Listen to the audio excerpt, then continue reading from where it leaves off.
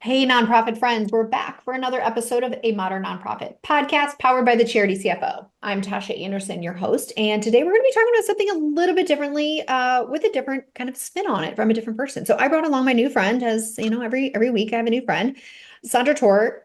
You are the president and CFO of LAVIDGE, and Correct. we today are going to talk about how you help companies set up and sustain a corporate giving program. So this is us figuring out or understanding how companies can set up a corporate giving program so that they could then obviously contribute to nonprofits within our community. You lead the award-winning corporate philanthropy initiative, and we call that Impact. And today we're going Mhm. to talk a little bit more about Impact and how it works within your business and how it impacts other organizations. So I'm really excited and interested. I've never talked about this before. But before we dive in, I want to say first, thank you for taking time out of your busy day to talk more about this program and maybe inspire other people to do something similar or encourage other businesses to consider a similar concept. Yeah, thank you so much for having me. I appreciate it. So let's dive into Impact. Impact is the name of your corporate giving program. Tell us about it. What is Impact? And uh, just let's start there. What is Impact? Right. So we're an advertising creative agency in Phoenix. Mhm, And I'm the CFO, but I'm also the co-president. And so my main focus is finance, right? Financial mhm, health, strategic growth, and that sort of thing. But it's also keeping our values and vision at the center of everything we do. And mhm, several years ago, our CEO, who's also our founder, sold part of the company to an employee stock ownership plan. So the employees mhm, kind of became the owners of the company. And he's also always been a big contributor in our community and, well known for his philanthropy and generosity. But we were kind of thinking, okay, that's wonderful. But mhm, what can we do for the employees? We were seeing more and more that employees wanted to work at an organization that has some kind of commitment to the community. mhm, And so we kind of set out to create something that's not necessarily monetary, but sort of hands-on giving back. And mhm, so that's how we came up with Impact.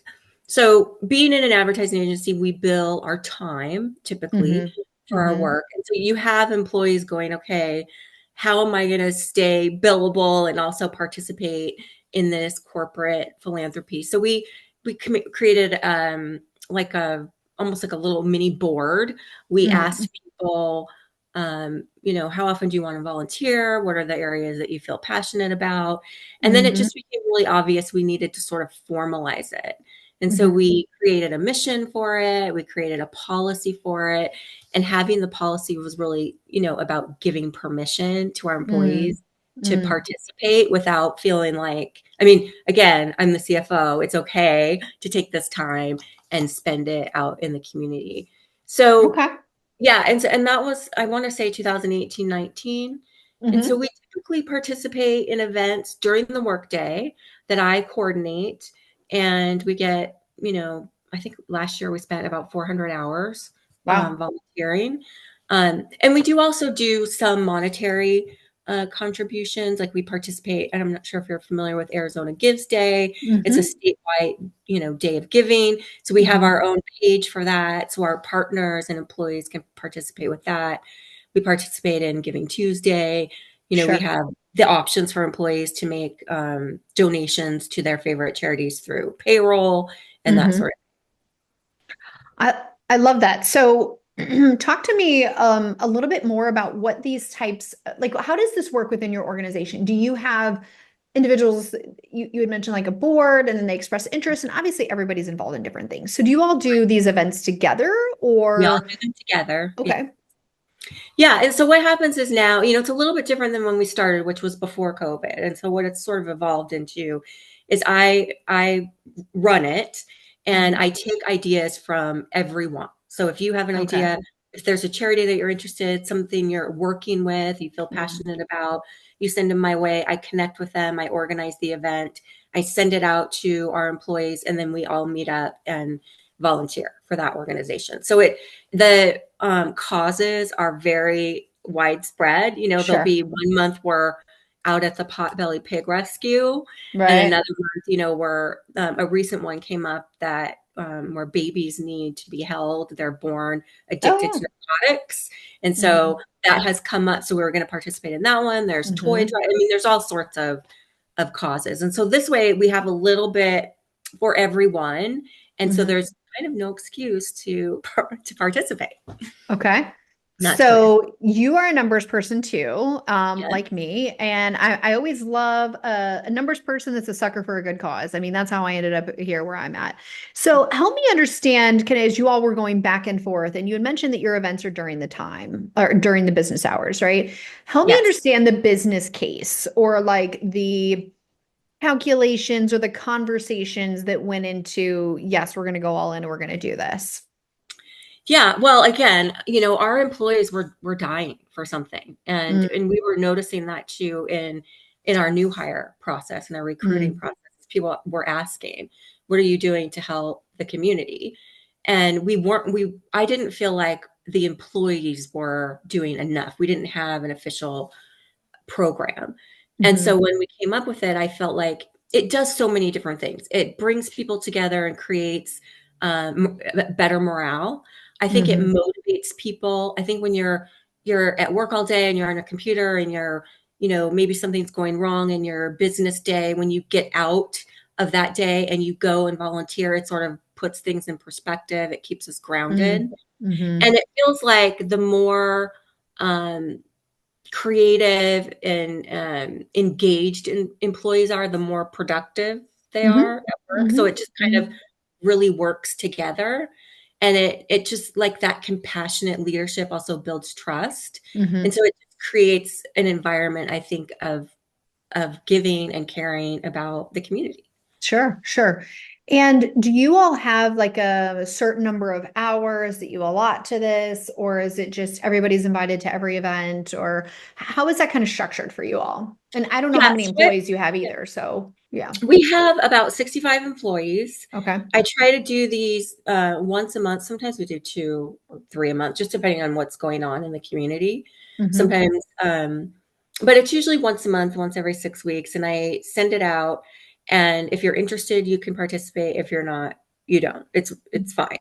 The policy is that everyone has up to 16 hours per year Okay. to volunteer during the workday, and we track it just to see who's participating and sort of how popular it is and that sort of thing. So we can kind of tell at the end of the year and we can sort of report on how well Sure. we've done. Okay, that makes sense. So you create opportunities for people to easily, yep, I'll do that. It's kind of, in my face. I can opt into that or not. And then you also give them a certain number of hours. Mm. Within this program, are people allowed to volunteer outside of your company organized events on their own?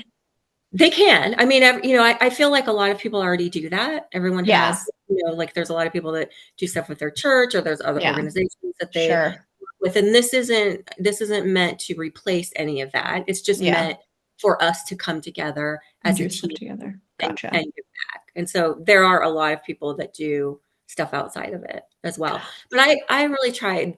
This impact program is specifically for the work day. So we Sure, get a lot of ideas like, well, there's something going on Saturday, and I always kind of steer away from them because I know our employees work hard all week. They want their sure. weekends. I don't want to create a situation where they feel like they're obligated. The idea is that it's a fun way to give back and that we're Mhm. making a difference in the lives of the people in our community.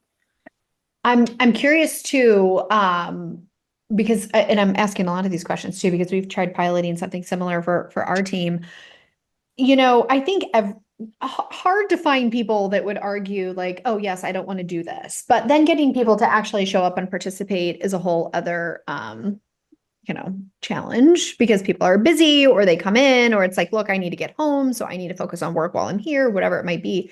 How has this program been received by your staff and what kind of participation are you all seeing? I think we have, when we first started it, it was enormous participation, Mm, because people had been sure. kind of wanting this for a while. Right. And then COVID hit and it became, okay, what are we going to do? And to me, I was Right. like, we're going to double down. Like we Sure. can't do stuff in person, but we're going to find ways to contribute virtually. And we did. We found a lot of organizations that were having virtual events. And so Sure. that worked out really well. And over time, I think we've maintained a good amount. I mean, to contribute anywhere from 300 to 500 hours with 65 people is pretty Hmm. decent. We do 12 to 15 events a year, so it's Hmm. the participation has been great. But it does depend. I mean, if your work day is such that you're coming up against a deadline and there's no way you Right. can get out, you need to work. And so, but I think having them frequently and having lots of different types of opportunities, we kind of, I put them out there 2 or 3 months in advance so people know it's on their calendar so they can Hmm. plan around it. And you said you had 60 something employees. One of the challenges that we've had is getting groups, organizations rather, that can accommodate kind of a larger group. Originally we had this idea, we're going to do like company-wide events a couple times a year. Mhm. Not a lot of nonprofits can accommodate a 50-person volunteer group, right? So Right. how big are your groups? I have all the questions. How big are your groups? How do you find organizations that can support that group? Yeah, every time I find an organization, they usually will say our limit is 5, 10, 15, whatever it is. And I'll send it out and say we're limited to 5, or there's a minimum of 10 for this one. So people Mm-hmm. will just sign up based on what the organization is asking. We Mm-hmm. typically have, 10 to 15 per group that go Mm-hmm. out. The bigger ones, like the food banks and the Yeah. Christmas angels, you obviously get a lot bigger participation, and they have the room for that. But like one of the ones we talked to recently is a small dog rescue, and Mm-hmm. they don't have a big space, so they can't have 20 people in there. So they've Sure. said, Right. okay, we can take 8 to 10. And then, our employees can look at the different events on their calendars and say, well, this one, it looks more fun, or I care about this one, I Right. have a passion for this, and then just decide.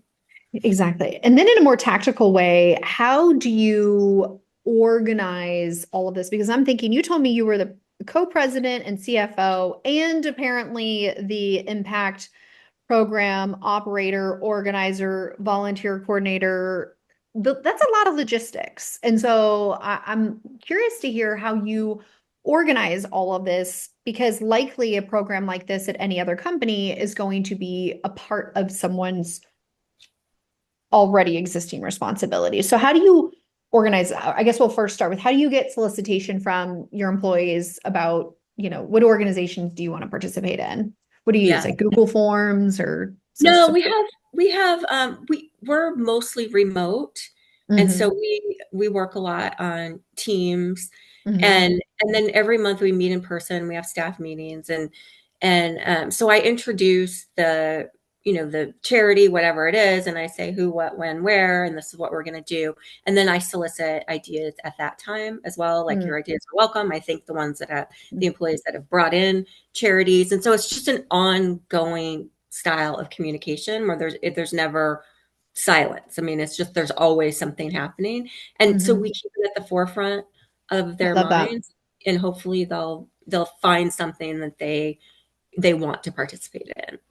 And then the signups, you just, what, like They sign up genius or something like that. They no, they we do it through Outlook. I Oh, send it okay. out as a calendar invite. They RSVP yes or no, and then I Okay. kind of confirm it a couple days before, Sure. and yeah, and then we all show up. Good, good. So I'm curious to know, how has this shifted your global company from like pre-impact to pro-impact? How does that show up in your recruiting, in your day-to-day, your retention? Like, what do you think is the biggest changes between pre and post? Yeah, I think that Lavage is an incredible organization in terms of treating our employees as trustworthy assets. And Mhm. so this is part of that trust is, the remote environment is about trust, that we have a flexible PTO policy. It's about trust. So the impact program is about trust. And we're trusting that you are navigating your workday with whatever is best for you, and that you are giving back to the community. We want people that are focused on that. Um, and so I think just having that trust culture is what Hmm. has really helped. It's not necessarily just impact or just the remote or just the other benefits, but having that two-way street of trust, I feel like Hmm. we've seen an increase in productivity. And Hmm. again, we bill our time, we monitor time, I look at timesheets, I look at billable hours and that sort of thing. So I can absolutely tell what kind of impact this is having in the productivity and utilization numbers. What about like job satisfaction? Do you all do any like annual surveys or anything like that? Is it We do. showing up there Yeah. too? Yeah, and I've done impact surveys where I've said, what are your favorite organizations to volunteer for? How frequent do you want to do it? Is there a particular day of the week that's better for Mm. you? Morning, afternoon, because everybody's schedules are so different. So I have sent those surveys out. And then on everybody's annual performance review, we have some questions around impact and other in-person events just to get feedback for where they're at with those as well. Mm-hmm. I love that. And I'm also curious, you had mentioned that your team is remote. How does this program help support your goals of, I don't know. I just find that when I have a hybrid team, and that's hard enough, and we come in the office a couple days a week, Mhm. that's hard enough to get people together and have them interact, get to know each other. That's Mhm. even harder when you're like largely remote. How has this Yeah. program impacted, no pun intended, how has it contributed to your team members getting to know each other and hanging out and participating? It's been awesome because you're in a remote environment. When you contact someone, you have a reason to contact them. You're asking for something, there's a task you're working on. It's a very, direct way of communicating. But so you only really talk to the people that you work with. You might not Right. talk to someone in accounting or someone, Sure, in a sure. different department. So this is a way to pull people that you don't normally work with together and get to know Hmm. them. And I think our employees have enjoyed that. I think they Hmm. understand that from the beginning when they are brought on as a new hire. That is one of the things that we go over is this is a great way to get to know other people Hmm. in the Hmm. organization. And they will find, we'll have like a crew with maybe one person in each department. And, Yeah. it might start out feeling kind of awkward, but at the end you're all working and, and it Sure. turns into something really fun. And so I do think, and then people leave feeling really good, even when we're volunteering at organizations that are hard to see, hard to watch, Yeah, heavy with some of the emissions. people are going through. Yeah. I love that. I love that. So I kind of like two follow-up questions. What advice would you give a business owner that is contemplating a program like this? Like, what are some of your lessons learned? What advice would you give? I would definitely say to get the feedback and interest level of employees. Ours was so great that it was easy to start because we knew the interest level was there. And then have that committee. We had a committee, we created a mission statement together, like I said, and kind of outlined where our passions were. And I thought that was really important to get it going. And then, like I said, give yourselves permission to do it. I mean, it seems simple, but sometimes people need to see that it's okay to step away from their desks and take part in something bigger. Have you connected with this? Obviously seems like a personal passion of yours as well. And being the president or co-president, it's like, yes, I'm going to make this happen. I'm passionate about it. That is, I think, probably a key to the success of this program as well, the tone from the top and all of that. But for other people that either work for a company where they don't sit at that level and can make those executive decisions, or alternatively, if you have somebody at a leadership level where they just don't have the time to really champion that, Mhm. have you talked to other businesses that maybe have delegated that responsibility to someone else? And what does that role look like within an organization? If the president and CFO is not willing to champion that, what have you seen work, or have you seen other examples where that might work with a different position within a company? I'm just trying to think if someone's listening out there, like, yes, but I don't have time to do that. Who could I give that to? Like, what does that look like? Do you know in these Yeah, corporate programs? I mean, I don't know specifically, but I would say anyone at any level can do it. But you have to Hmm. have leadership support. You don't have to have Sure. leadership doing it, but obviously they need to support it in order Absolutely. Yeah. for it to work. But I think anyone can express an interest and say, "Would you mind if I started this?" Yeah. And help get the resources in the work environment to make it work. Yeah. I just Yeah. think you definitely have to have leadership support. Sure. So then I'm going to have to ask you, Sandra, how much time do you think you spend a week on this initiative? You personally. Well, these days I don't spend a ton of time on it because we've been doing it for so long. Now I kind of know really well the organizations that are out there that need help. Mhm. I talk to a lot of them more regularly. I get requests now. It's not as Okay. much as I'm reaching out, but sometimes people are calling us. Okay. So I would say I spend, other than the volunteering itself, I Sure. probably spend 5 hours a month On on the it. administration part of it. Okay. That's not bad. Yeah. That And was it's just gonna, researching the charities, seeing, kind of learning about them and that kind of stuff. yeah. And that was going to kind of dovetail into my next question. So you kind of already hinted on it.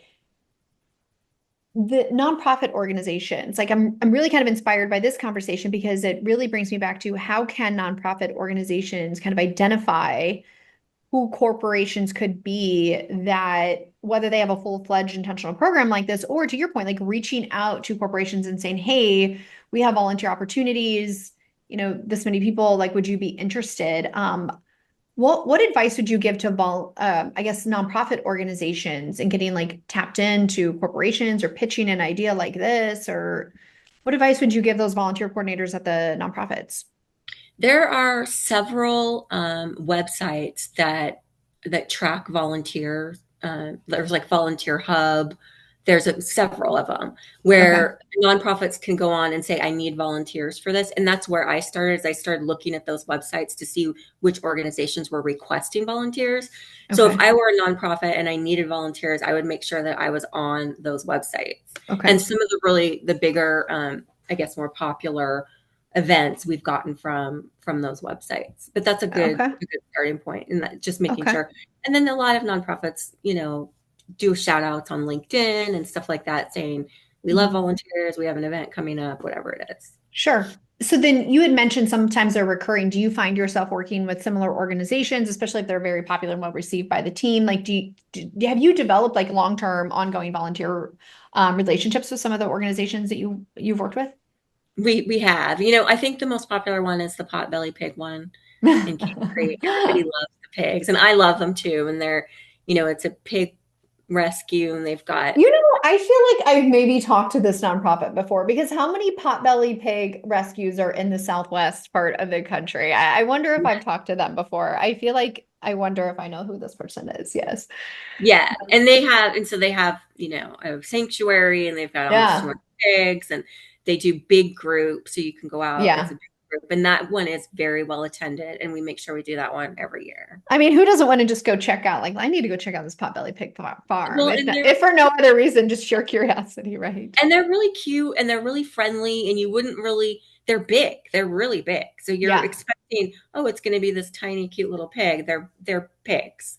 And Okay. so when you go in, you can be a little bit overwhelmed by their size, but they're so friendly, and they roll over, and Mhm. they're really, really sweet. And that's just one that people love. Okay. I keep asking more questions because I'm curious about this. And admittedly, we've been trying to launch something similar like this with the Charity CFO, and we have like the volunteer policy. So those listening, I think if you are working with corporations, or maybe you are a corporation and you're trying to figure out ways to build volunteerism within your organization, I think step number one is getting buy-in from the leadership, because then the leadership has the authority to approve some sort of volunteer paid policy.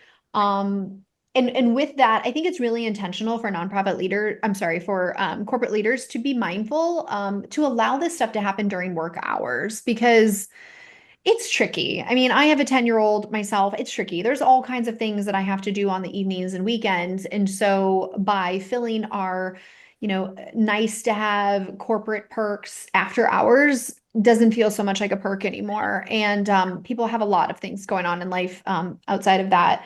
So I love the idea of creating a policy, making during work hours. And admittedly, though, I found sometimes when I give perks, it's that employee engagement and that ongoing involvement. So I'm really curious, do you kind of review the hours actually input for volunteerism, and what percentage of your employees would you say actually participates in this on an annual basis? Or I'm curious how many hours are actually utilized. I'm a numbers person too, y'all. So give me some grace here. But I'm kind of curious, like, what is the utilization of this benefit? Because sometimes we as leaders, we give benefits and some are well received and utilized and some aren't. And it's like, okay, how do we maximize this benefit that we're offering? So I'm just curious to hear from you because you've been doing this a while too. Yeah. And so, yeah. Yeah. I would say 80% of our employees participate. Okay. We have some out of state and out of city Sure. employees, Makes and sense. they'll even sometimes come in and Okay. participate, or we'll do a virtual event for our out of state employees. But I think it's been very well received. Now, are they participating every month? No. Sure. But almost everyone participates at least once a year. I don't Mm. think there are some people that go over the 16 hours and you're kind of like, okay. But Yeah. most people don't. And Okay. so I feel like it's okay if there's a handful that are doing it and that are just extra passionate about it, as long as their work isn't falling, through the cracks. And I'm a mom too. I have a 14-year-old and 11-year-old, and there's just, I feel like no way that I could do it on the Right. weekends either, or in the Uh-huh. evenings where you're almost creating a feeling of resentment, like you're being Right. forced Forced to do to, it rather it's than, an obligation. yeah. Yeah. So it takes away from what the purpose is. So now I have to ask you the other, like, last awkward question. I keep saying the last question, but all these things keep coming through my mind. So what happens to those 20% of employees that don't participate in this program? Is that like a question of like, our values here at this company are as such, and we really value not just volunteerism, but team building and all of the things? Like, is that a requirement of the job to participate? Is that Yeah. where does like the encouragement benefit perk end and like, hey, are you a culture fit begin? It is a fine line, because I do kind of look at, it's not a mandate, but it's Right. strongly encouraged, and this is Right. who we are. It's a side And eye. Like if yeah, you don't yeah. like, yeah, that's There's who we are. an Right. expectation. Hmm. And so on the performance reviews, everybody gets an annual performance review. It will say how many impact events did you participate in, and it asks them, and then it asks their supervisor. So there's a little bit of, it's not really accountability necessarily, but it's in there so that it gets people thinking about it. And then all you can really do is just encourage, and Sure. promote the event and that kind of stuff, just to, get people excited about it. Well, I love this. You've given me a lot of inspiration to think about how we can maybe fast track some of our efforts here. And I know this is going to be helpful for other companies that are thinking the same thing. And I've loved just you kind of walking through the different steps and how you've really been able to systematize it. And this is me, the accounting junkie that's all about systems and processes, because, just in the day-to-day grind of work, I'm sure you all are no different. We find ourselves very, very busy with the ongoing work, and we only work with nonprofit organizations. So in many ways, we do know that we're having some sort of impact in the communities because we're working with the nonprofits. But admittedly, it does become a little transactional at times. And I'm sure that's true with any job, even if you are working with missions that are kind of near and dear to you.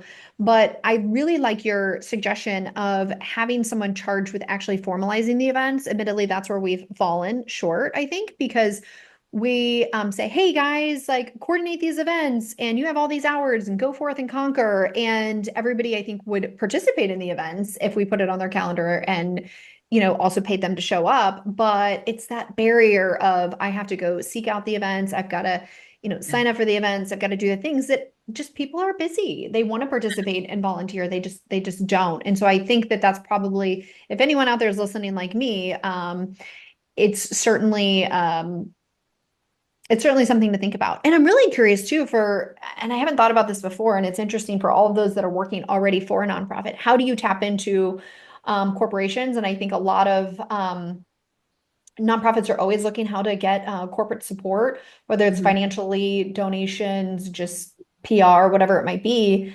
How I think this conversation is great for how to start cultivating those relationships with those that are in the corporate world.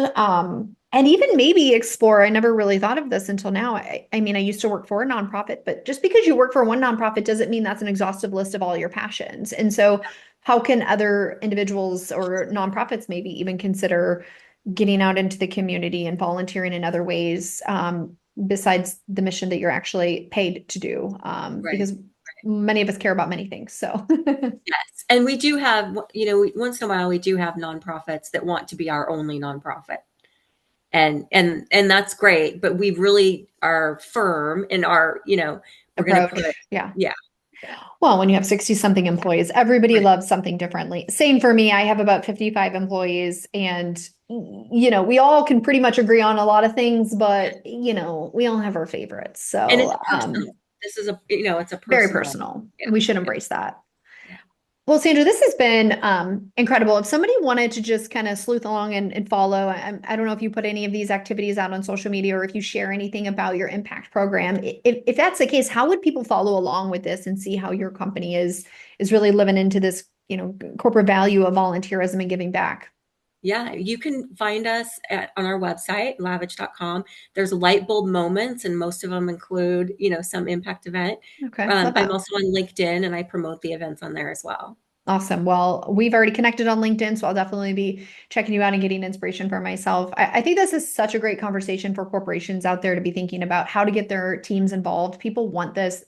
Honestly, now more than ever, they probably need it. Right. They I know need something positive to look forward to. yeah. So thank you for, being willing to take some time out of your day and share how your company. And kudos to you for being a leader that supports volunteers and giving back, and also honoring people having lives beyond, the 8 to 5. And we got to show up for our families too. So kudos to you for being a leader to help champion activities like this during the workday that sometimes seems like, oh, we're losing productivity, but it's like, we're going to gain so much more in the long run. And it really shows for your employees. So kudos to you for that. Thank you, Tasha. Well, everybody, that's a wrap for this episode. You know what I do? My shameless plug for engaging with this content in some way. If you are somebody that found value in this conversation, make sure to share, like, and promote it in any way you can. It just helps the meta world know that we exist and other nonprofit leaders can find us. And if you found this episode especially helpful, hey, don't be afraid to share this with one of your corporate friends and say, hey, if you've been thinking about getting a volunteer program going, this might inspire them to do that. This has been a fun episode, Sandra. Thank you all so much. And for those listening, I'll see you next time.